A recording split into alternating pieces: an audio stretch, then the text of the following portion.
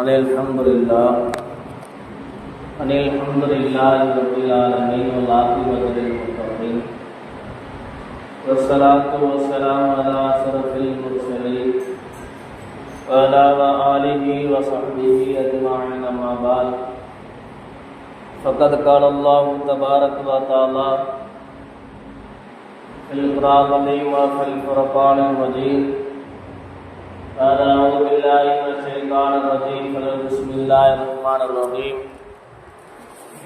إن الله وملائكته يصلون على النبي يا أيها الذين آمنوا صلوا عليه وسلموا تسليما اللهم صل على رسولك سيدنا ونبينا مولانا محمد وعلى آل سيدنا نبينا مولانا محمد وبارك وسلم عليه. وقال نبينا عليه الصلاة والسلام إنما الأعمال بالنيات وإنما لامرئ ما نوى أو قام عليه الصلاة والسلام. புகழனைத்தும் ஏழையும் அல்லாஹ் ஒருவனுக்கு உரித்தாக்குக. சத்திய நபி சர்தாரி ஆலம் எம்பெருமானார் முஹம்மது ரசூலுல்லாஹ் ஸல்லல்லாஹு அலைஹி வஸல்லம் மீதும் அன்னவரின் அடிச்சுவற்றை அடிபாராமல் அப்படி பின்பற்றி வாழ்ந்த உத்தம சத்திய சஹாபாக்கள், தாபின்கள், தபோ தாபின்கள், நாதவர்கள், நல்லவர்கள், அவுலியாக்கள், அக்தாபுகள், குறிப்பாக இந்த ஜும்ஆவுடைய நாளில் இறை இல்லத்தில் ஒன்று கூடியிருக்கக்கூடிய நம்மவர்கள் மீதும் இன்னும் வரதர இருக்கக்கூடிய நம்முடைய ஜமாத்தார்கள், நம்முடைய ஊரார்கள், நம்முடைய குடும்பத்தினர்கள், நம்மளை விட்டு பிரிந்து சென்ற நம்முடைய முன்னோர்கள் அனைவர்கள் மீதும் அல்லாஹ்வின் சாந்தியும் சமாதானமும் வற்றாறு கருணையும் ஈடேற்றமும் என்றென்றும் நீடித்து நிலவிருக்கட்டுமாக என்று துஆ செய்தவனாக இஸ்லாத்தின் காணிக்கையான எமது சலாத்தை பதிலை எதிர்பார்த்தவனாக கூறி எமது சிற்றுரையாகவும் செய்கின்றேன். அஸ்ஸலாமு அலைக்கும் வரஹ்மத்துல்லாஹி வதஆலா வபரகாத்துஹு. அன்பிற்கு மிகுந்த பாசத்தும் முறித்தான் அல்லாஹ்வின் நல்லடியார்களே, நாமெல்லாம் இஸ்லாத்தின்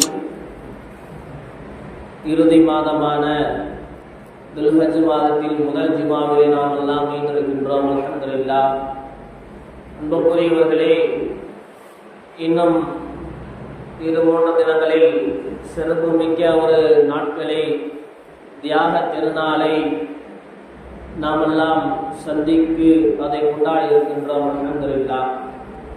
அன்புக்குரியவர்களே, இந்த தியாக திருநாள், இந்த குர்பான் என்று சொல்லக்கூடிய மேலான அமல் இதை கொண்டு நோக்கமாக்கப்பட்டது.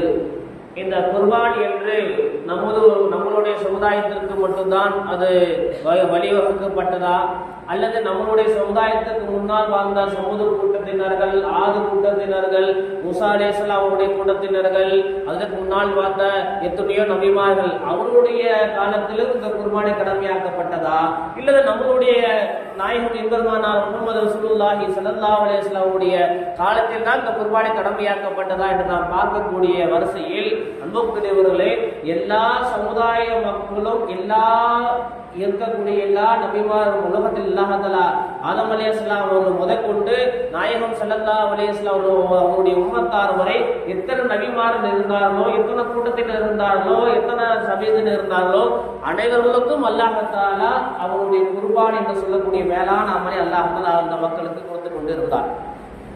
இது நாயகம் ஸல்லல்லாஹு அலைஹி வஸல்லம் காலத்தில் வந்த பழக்கம் மட்டுமல்ல, அதுக்கு ஆதம் அலைஹிஸ்ஸலாமுடைய காலத்தில் தோன்றப்பட்டு அதற்கு பின்னால் வழியாக ஒவ்வொரு நபிமார்களை தொட்டு இறுதியாக நாயகம் ஸல்லல்லாஹு அலைஹி வஸல்லம் அவர்களுக்கு வந்தது. அதற்கு முன்னால் இப்ராஹிம் அலைஹிஸ்ஸலாமுடைய தியாகத்தை குறித்து இந்த குர்பானி நமக்கு வந்திருக்கிறது என்பதில் எந்த ஒரு சந்தேகமும் இல்லை. அன்புக்குரியவர்களே, விளங்கிக் கொள்ள வேண்டும். இந்த ஒரு மனிதன் குர்பானை கொடுக்கின்றான் என்று சொன்னால், சில நபர்கள் கேட்கக்கூடிய ஒரு கேள்வி, இந்த குர்பானை கொடுக்கின்றோம், எங்களுக்கு எந்த விதமான நன்மை எங்களுக்கு கிடைக்கும்? குர்பானை கொடுக்கக்கூடியவர்களுக்கு எந்த விதமான நன்மை கிடைக்கும் என்று பார்க்கக்கூடிய நேரத்திலே ஹதீஸில் இப்படியாக வருகிறது. நாயகம் ஸல்லல்லாஹு அலைஹி வஸல்லம் அவர்கள் சஹாபாக்கள் கேட்கின்றார்கள், யா ரசூலுல்லாஹ், நாங்கள் குர்பானை கொடுக்கின்றோம், அதனால் எங்களுக்கு என்ன பலன்? அதனால் எங்களுக்கு என்ன நன்மை இருக்கிறது யார் ரசூலுல்லாஹ் என்று கேட்கும் பொழுது எம்பெருமானார் முஹம்மது ரசூலுல்லாஹி ஸல்லல்லாஹு அலைஹி வஸல்லம் அவர்கள் பதில் சொன்னார்கள், இந்த குர்பான் என்பது நம்முடைய தந்தை இப்ராஹிம் அலைஹிஸ்ஸலாம் அவர்களுடைய வழிமுறை. நம்முடைய தந்தை இப்ராஹிம் அலைஹிஸ்ஸலாம் அவர்களுடைய வழிமுறை, அன்னவுடைய தியாகத்தை நிறைவே கூறுவதற்காக வேண்டி வந்திருக்கக்கூடிய இந்த குர்பான் நீங்கள் கொடுப்பதன் மூலமாக நாயகம் ஸல்லல்லாஹு அலைஹி வஸல்லம் சொல்லிக் கொடுக்கக்கூடிய வார்த்தை, இந்த குர்பான் நீங்கள் கொடுக்கும் மூலமாக உங்களுக்கு எந்த நன்மை இருக்கின்றதோ, குர்பானுடைய அந்த ஆட்டினுடைய தோளில் எத்தனை முடிகள் இருக்கின்றதோ, எத்தனை ரோமங்கள் இருக்கின்றதோ, 1 கோடி ரோமங்கள் அதற்கு மேல் இருந்தாலும் சரி, அல்லாஹ் அதுக்கு எத்தனை நோம்புகள் இருக்கின்றதோ அத்தனை முடிக்கும் அல்லாஹ் தஆலா உங்களுக்கு நன்மையை தருகின்றான். அதே சொல்லிவிட்டு நாயகம் ஸல்லல்லாஹு அலைஹி சொன்னார்கள், அந்த ஆட்டினுடைய கீழே கால் குழம்பு இருக்கும் அல்லவா, கருப்பாக இருக்கக்கூடிய அந்த கால் குழம்புக்கும் உங்களுக்கு நன்மை உண்டு. நீங்கள் இந்த குர்பானை கொடுப்பதினால், குர்பான் நீங்கள் செய்வதனால், அல்லாஹ்வுக்காக ஆடு அறுப்பதினால் ஒரு பலனும் அல்லாஹ்வுக்கு போய் சேருவதில்லை. உங்களுடைய கரிகளும் அல்லாஹ்வுக்கு தேவையில்லை, உங்களுடைய அந்த ஆடை அறுக்கக்கூடிய அந்த ரத்தமும் அல்லாஹ்வுக்கு தேவையில்லை, அதனுடைய இறைச்சியும் அல்லாஹ்வுக்கு தேவையில்லை, அதற்கு குடல் அல்லாஹ்வுக்கு தேவையில்லை, கிட்னி அல்லாஹ்வுக்கு தேவையில்லை. அந்த ஆட்டின் எத்தனை விஷயங்கள் இருக்கிறதோ எதுவுமே அல்லாஹ் பார்ப்பதில்லை.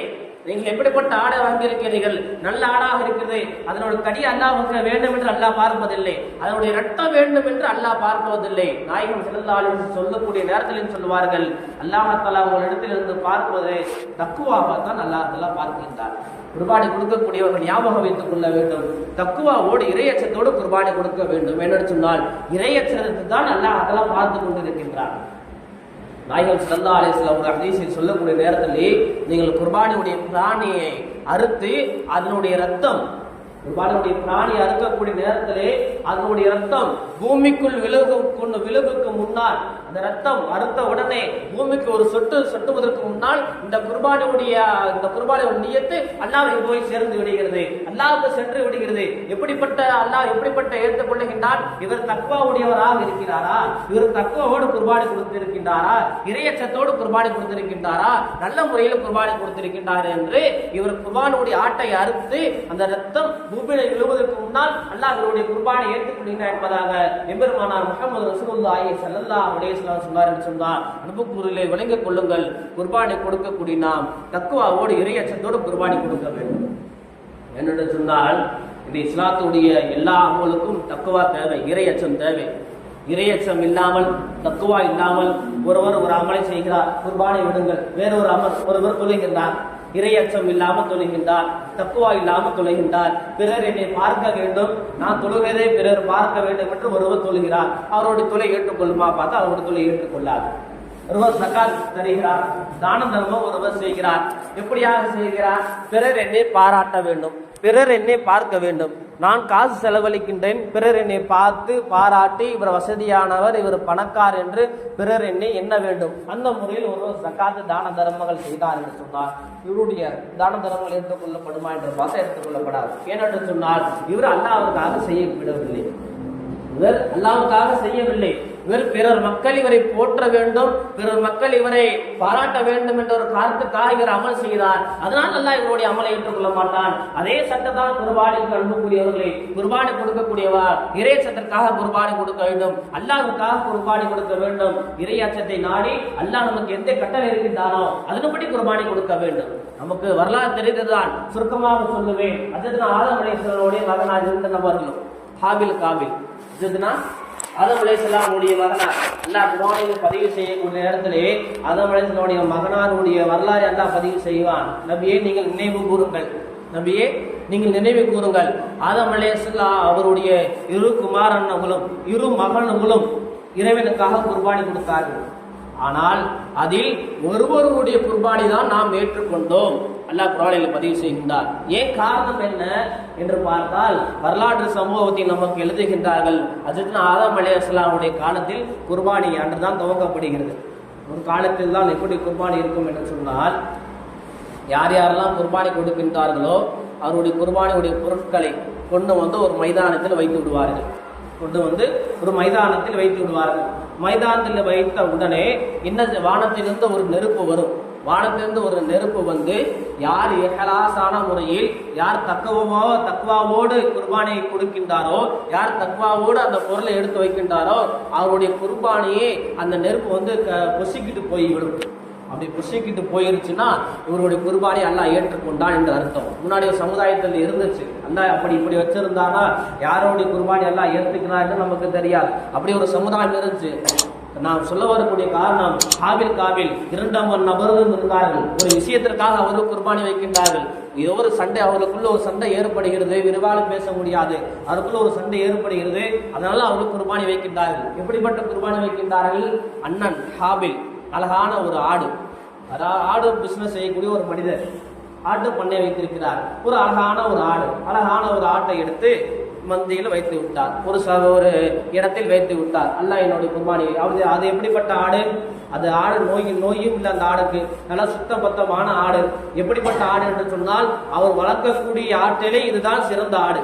அவர் வளர்க்கக்கூடிய ஆட்டிலே அவர் எத்தனை ஆயிரக்கணக்கான ஆடுகள் வளர்த்தாலும் இந்த ஆயிரக்கணக்கான ஆட்டிலே இந்த ஒரு ஆடு தான் சிறந்த ஆடு, இந்த ஒரு ஆடு தான் முதல் ஆடு. அதனால இந்த ஆடை நான் குர்பானி கொடுக்கிறேன் என்பதாக அவர் அந்த குர்பானி பிராணியை வைத்து விட்டார். ஹாபில் என்று சொல்லக்கூடியவர் விவசாயம் செய்யக்கூடிய ஒரு மனிதர். ஹாபில் என்று சொல்லக்கூடியவர் விவசாயம் செய்யக்கூடிய மனிதர். இவர் விவசாயம் செய்து அந்த தானியங்களை உருவாக்கி அந்த தானியத்தை மக்களுக்கெல்லாம் கொடுக்கக்கூடிய ஒரு விவசாயி.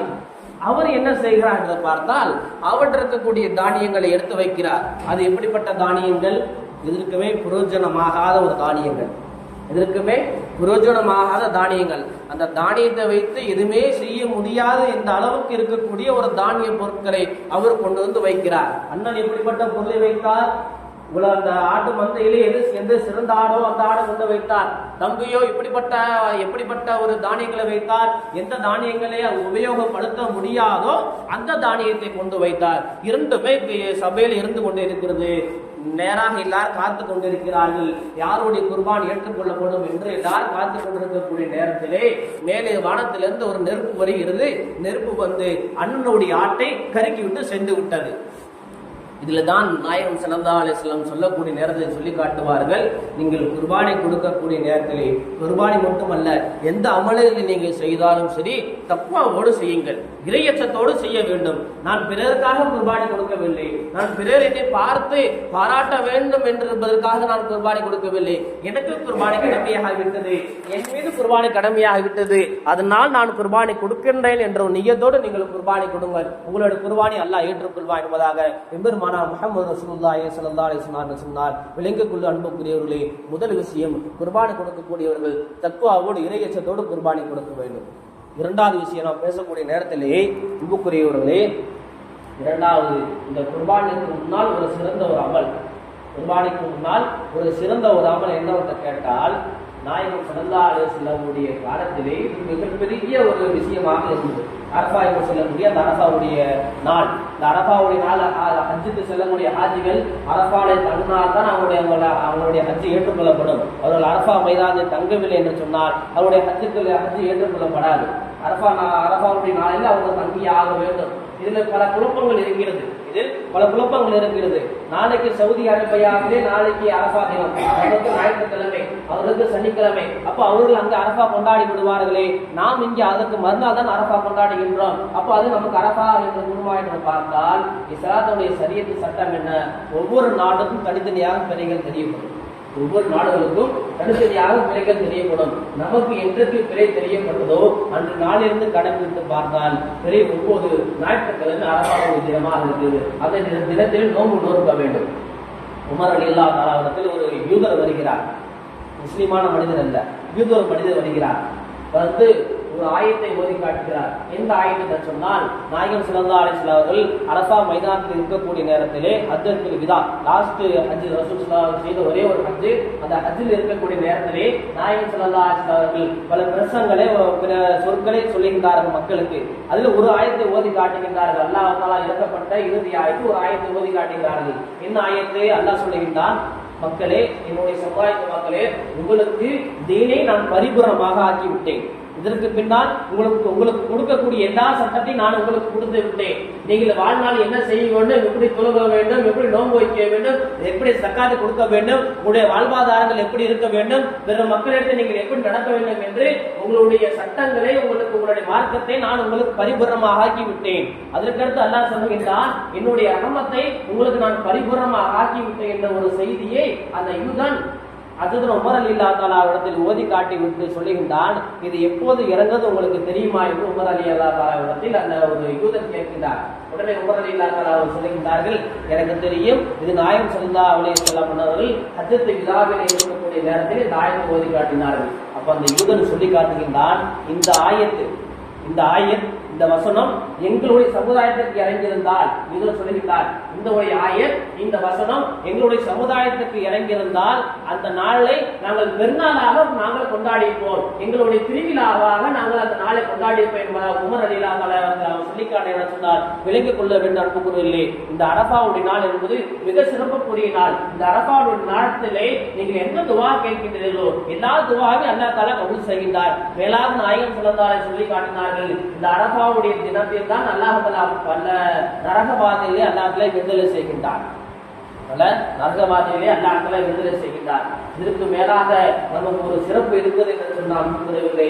இந்த அரஃபா தினத்தில் யார் ஒருவர் ஒரு நோன்பு வைக்கிறாரோ, நாயகம் ஸல்லல்லாஹு அலைஹி சொன்னார்கள், யார் ஒருவர் அரஃபா தினத்தில் ஒரு நோன்பு வைக்கிறாரோ அவருக்கு முந்திய வருடம் செய்த ஒரு வருட பாவம், பிந்தி செய்யக்கூடிய ஒரு வருட பாவம் எல்லாம் அவருக்கு மன்னித்து விடுகிறார் என்பதாக நாயகம் ஸல்லல்லாஹு அலைஹி சொன்னார்கள். விளங்கிக் கொள்ளுங்கள் அன்புக்குரியவர்களே, ஒரு நாள் நோன்புக்கு கூலி, ஒரு நாள் நோன்பு வைத்தோம் என்று சொன்னால் 700 நாட்கள் நாம் செய்த எல்லா பாவத்தையும் அல்லாஹ் தஆலா மன்னித்து வருகின்றார். ஒரு நாள் நோன்புக்கு பகரமாக இத்தனை நாள் அரஃபா நாளிலே ஒரு நாள் நோன்புக்கு பகரமாக 700 நாட்கள் நாம் நோன்பு வைத்து நம்முடைய அமல்கள் எல்லாம் சரி செய்யப்படுமோ அப்படிப்பட்ட ஒரு பாக்கியத்தை அல்லாஹ் தஆலா அந்த அரஃபாவுடைய தினத்தில் தருகின்றான். அதனால் நீங்கள் அரஃபாவுடைய நோன்பு நோருங்கள் என்று நாயகம் ஸல்லல்லாஹு அலைஹி வஸல்லம் அவர்கள் நமக்கு கட்டளையிட்டிருக்கின்றார்கள். அன்புக்குரியவர்களே, நாம் சொல்லக்கூடிய இரண்டு செய்தி இன்னைக்கு என்னவென்று கேட்டால், நாம் குர்பானி கொடுக்கக்கூடிய நேரத்திலே தக்குவாவோடு குர்பானி கொடுக்க வேண்டும், இறையச்சத்தோடு குர்பானி கொடுக்க வேண்டும். அதற்கு முன்னால் நாம் இந்த அரஃபாவுடைய அதிகமான நபர்கள் இந்த அரஃபாவுடைய நோன்பை நோற்று அதிகமாக அல்லாஹ்வுடைய துஆ கேட்டு அவருடைய ரஹ்மத்தை பெறக்கூடிய பாக்கியத்தை வல்ல நாயகம் நம் அனைவருக்கு தந்தரக்கூடியவனாக நாம் வாழுங்காலம் எல்லாம் லா இலாஹ இல்லல்லாஹ் முஹம்மது ரசூலுல்லாஹ் திருக்கலிமோடு வாழ்ந்து திருக்கலிமோடு மரணிக்கூடிய பாக்கியத்தை வல்ல நாயகம் நம் அனைவருக்கு தந்தரக்கூடியவனாக. நாம் இறுதி முற்றும் லா இலாஹ இல்லல்லாஹ் முஹம்மது ரசூலுல்லாஹ் பேச்சாக மூச்சாக இருக்கக்கூடிய பாக்கியத்தை வல்ல நாயகம் நம் அனைவருக்கு தந்தரக்கூடியவனாக. அல்லாஹ் நாம் கொடுக்கக்கூடிய குர்பானி அல்லாஹ் ஏற்றுக்கொள்வானாக. ஹஜ் செய்யக்கூடிய ஹாஜினுடைய ஹஜ்ஜை அல்லாஹ் தஆலா மக்பூலான ஹஜ்ஜாக ஏற்றுக்கொள்வானாக. யார் யாரெல்லாம் ஹஜ் செய்ய போயிருக்கின்றார்களோ அனைவருடைய ஹஜ்ஜை மேற்றி அல்லாஹ் தஆலா அனைவருடைய துஆவை அல்லாஹ் தஆலா கபூல் செய்து நல்லபடியாக தாயகம் திரும்பக்கூடிய பாக்கியத்தை வல்ல நாயன் நம்முடைய அவர்களுக்கு தந்தர் புரிவானாக. நாமும் ஹஜ் உம்ரா செய்யக்கூடிய பாக்கியத்தை வல்ல நாயன் நம் அனைவருக்கு தந்தர் புரிவானாக. எல்லா சிரமங்களையும் விட்டும் சுகமான வாழ்க்கையை வல்ல நாயன் நம் அனைவருக்கு தந்தர் புரிவானாக. அல்லாஹ் நம்முடைய ஊரை பாதுகாத்துக் கொள்வானாக. நம்முடைய ஊர் மக்களை எல்லாம் பாதுகாத்துக் கொள்வானாக. எல்லா சிரமங்களை விட்டும் சந்தோஷமான மன திருப்தியான வாழ்க்கையை வல்ல நாயன் நம் அனைவருக்கு தந்தர் புரிவானாக. வாஹிதா அல்ஹம்துலில்லாஹி ரப்பில் ஆலமீன். அஸ்ஸலாமு அலைக்கும் வரஹ்மத்துல்லாஹி தஆலா வபரகாத்துஹு.